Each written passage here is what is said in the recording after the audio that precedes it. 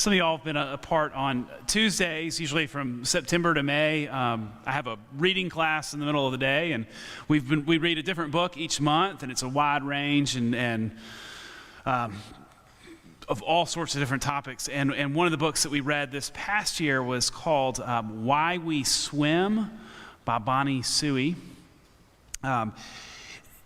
And she tells this tale, so she kind of explores lots of different swimming stories. And one that was really fascinating to me is she told the story in 1984 of a fishing boat in Iceland that had 5 men on it, and in the midst of a storm, the boat capsized.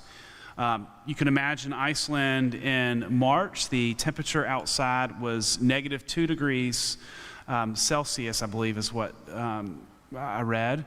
And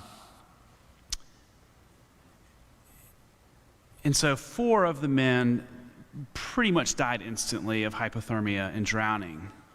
But one of the men then swam 6 kilometers all the way to the island that was closest, and then walked another 2 to 3 miles until he could get to safety, breaking through ice. It's an incredible tale.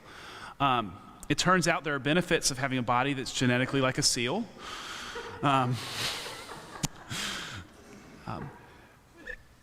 what is most fascinating to me is that beginning the next year in Iceland, 1985, and every year since, people all over the country have swam 6 kilometers on a specific day.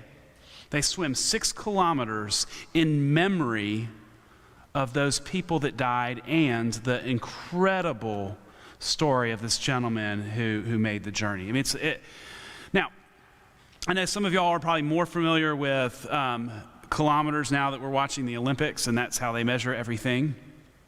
6 kilometers is a little bit, I think it's a little under 4 miles. So I just want you, like, this guy swam almost 4 miles, and then people every year in their swimming pools, which oddly Iceland has more swimming pools per capita than any other place in the world, another weird fact from this book. Every year in community pools or their own pool, they swim 6 kilometers. Now, why this is fascinating to me is it conveys something that I find a strong reminder.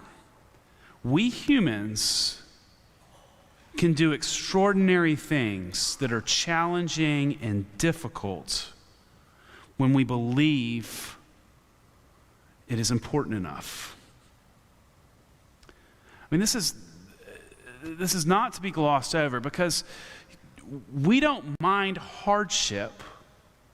We don't mind hardship as human beings, as long as it's necessary and important and life-giving. If it really is meaningful to us, we'll swim 6 kilometers. Now, I've been thinking a lot about my faith.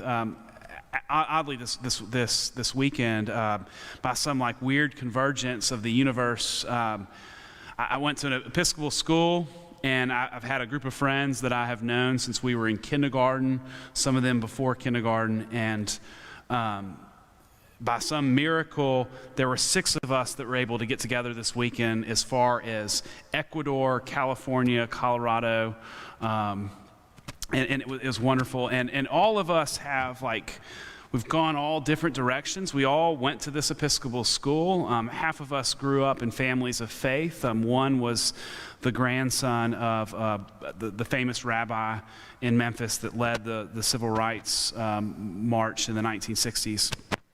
So one's a prosecutor in the DA's office in Sacramento. One's an inner school city teacher. One is a doctor. Another's a chef. One has kind of lost his way or figuring out his way. All of that.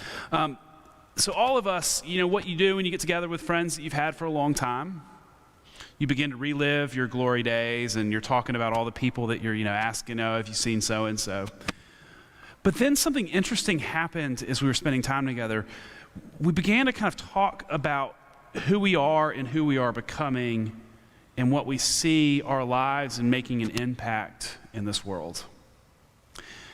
And so then the question kind of turned to me, because I'm the only one who's still a part of a community of faith. And not only that, I'm an Episcopal priest. Y'all know this. If you don't, that's why I'm wearing this. And they're asking like, well, why is it that you believe what you believe? Why is it that this is so important to you, John? And so I've been thinking about that today. Yesterday and on Friday. And it's odd that I think today's scriptures point to a lot of the reason why. Because we just heard about the miracle of the 5,000. I mean, this is a story that is a miraculous story of feeding. And we know that the world is hungry and needs food. And so all these people are hungry, and Jesus empowers this community to miraculously feed 5,000. Feeding's important to a lot of us, whether it's at community kitchens or in Avondale. But Jesus doesn't then say to the disciples, "Come to me, and I will always make the hungry well fed." He kind of does. But he shifts it. He says, "I am the bread of life. I am the bread of life."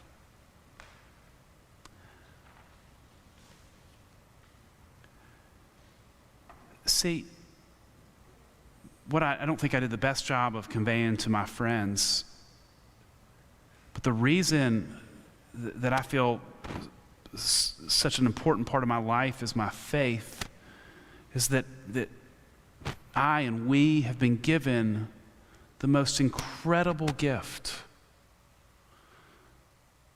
We've been given the bread of life. Like, it is through that we have the capacity to love. We have the capacity to love people that drive us crazy. We have the capacity to forgive.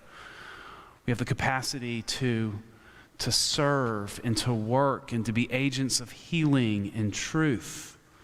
Like, we've been given this gift, this incredible gift of knowing God. I mean, that's why we come here, right? Like, in a moment, you're going to come forward to the altar to be renewed and healed and restored so that you can go living in this world, like strengthened. I mean, I hope that's what you're experiencing. And if you haven't thought about it in a while, maybe today, to see your lives enriched,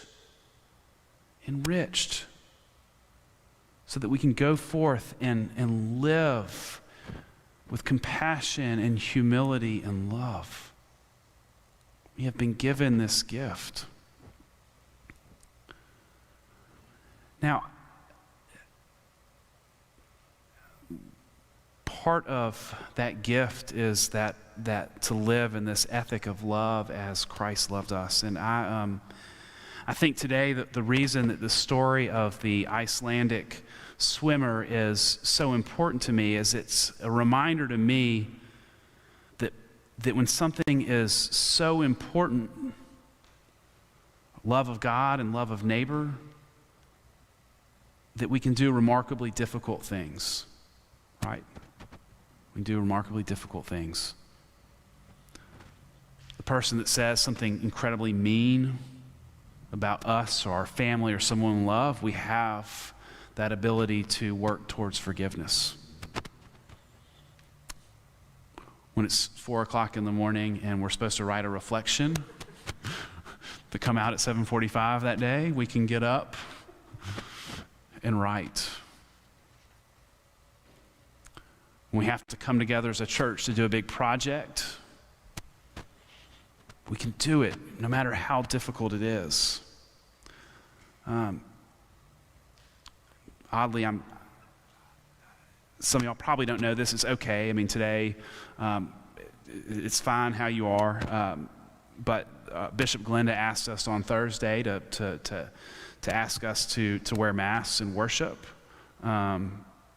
And ask you all to do that. If you didn't bring a Mass today, please do next Sunday. I'll be honest with you, I don't like it. I don't like it. I'm not entirely sure it's 100% necessary. But it seems to me that if it has a small chance of making a difference for me, if it has a small chance of making a difference, I'm going to do the hard thing. I don't like it. And it frustrates the living daylights out of me that just as it feels like we were making so much progress, we probably got another 3 or 4 months of it being difficult. But when we come together, we learn and see God in our midst. We have our lives shaped towards love and compassion. And that is so important to me, that for me, doing whatever it takes so that we can gather, so that we can be agents of love and good news in the world, I'm going to do it. I know for each of you, I hope that the way that God shapes your life gives you strength and courage to do bold things, whatever they are. Whatever they are. To love radically, to journey to Haiti, to whatever it is that you're being called to do. We can do incredibly difficult things because of God's love and because of how important it is to our lives. May we be empowered and trust in the one who says, I am the bread of life. Whoever believes in me will never be hungry or thirsty. Amen.